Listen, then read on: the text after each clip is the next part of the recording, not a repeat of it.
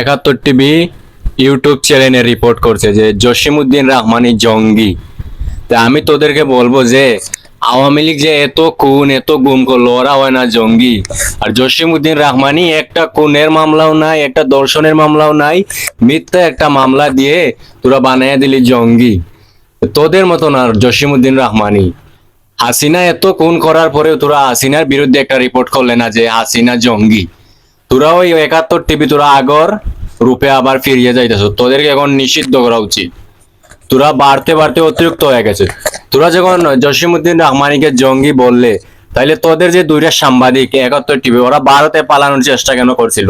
ওরা তো এতদিন সত্য রিপোর্ট করছিল, ধরে নিলাম সত্য রিপোর্ট করছে, তাইলে ওরা কেন তারের উপর দিয়ে পালানোর চেষ্টা করছিল? বিজিবির কাছে আটক হয়েছে এবং রিমান্ডে গেছে তারা। তোরা আবার নতুন চাল খেলতেছ। তোরা যদি আস্থা দিন বলিস যে জসিমউদ্দিন রহমানী জঙ্গি, তাহলে আমরা মেনে নিব না। কারণ আমরা তোদের মতো এত ক্লাব ব্যবসায়ী না, দেহ ব্যবসায়ী না। কারণ তোদের টার্গেট হইলো এই দেশে ইসলাম থাকবে না, তোরা ইচ্ছা মতো দেহ ব্যবসা করবে, ক্লাবে গিয়ে নাচবে, নর্তকী নিয়ে ডান্স দিবে, ক্লাব ওগুলো প্রতি ঢাকায় ঢাকায় মদ দিয়ে আড্ডা দিবে। এটা আর হবে না তোরা যেটা ভাবিস, বুঝছো? তোরা যদি আস্থা দিন বলিস যে জসিমউদ্দিন রহমানী একজন জঙ্গি ছিলেন, আমরা এটা মেনে নিব না। কারণ আমাদের কাছে উনি একজন মহাবীর। 1000-এর উপরে ছাত্র মারা গেল, কিন্তু একটা রিপোর্ট করলে না তুই যে শেখ হাসিনা জঙ্গি, বেনজির জঙ্গি, কাদের স্বরাষ্ট্রমন্ত্রী ওরা জঙ্গি। এত খুন করার পরেও কিন্তু জসিমউদ্দিন রহমানী একটা খুনও করে নাই, কাউকে গালিও দেয় নাই, কাউকে কিছুই বলে নাই। তারপরে তোরা 12টা বছর জঙ্গি বলে জেলের ভিতরে আটকে দিলি। কিন্তু কি হলো?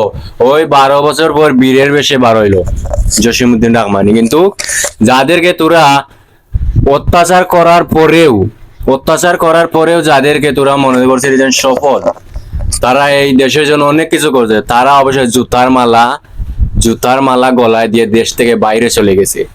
আর এখন তোরা আবার ওদের নথি ধৈর্য এখন ওদের পক্ষে আবার রিপোর্ট করতেছ।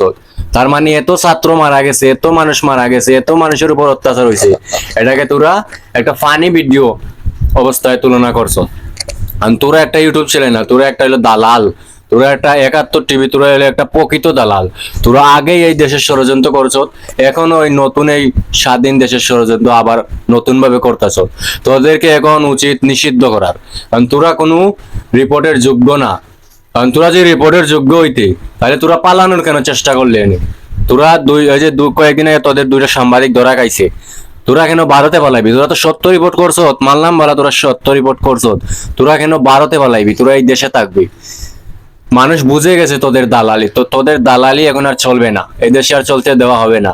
আর জসিমউদ্দিন রহমানী কোনোদিনও জঙ্গি ছিলেন না এবং জঙ্গি না। উনি আমাদের মধ্যে একজন বীর পুরুষ ছিলেন এবং থাকবেন এবং ভবিষ্যতেও থাকবেন।